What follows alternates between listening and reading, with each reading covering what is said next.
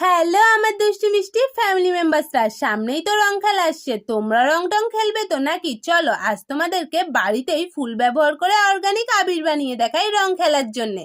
তার জন্য আমি গাঁদা ফুল নিয়ে নিয়েছি। গাঁদা ফুলগুলো কুচিয়ে নেওয়ার পর ব্লেন্ডারে দিয়ে পরিমাণ মতো জল দিয়ে একটু ঢং করছিলাম।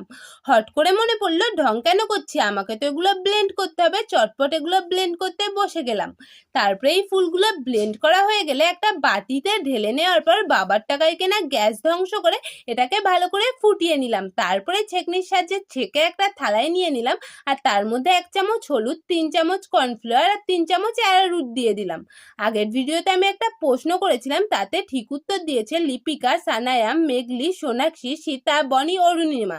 যাই হোক, তারপরে এই মিক্সচারটাকেই আমি 2 দিন ভালো করে রোদে শুকানোর পর আমার আবিরটা রেডি হয়ে গেছে। তোমরা কমেন্টে বলো তো আমি এই আবিরটা বানাতে কটা গাঁদা ফুল ব্যবহার করেছি।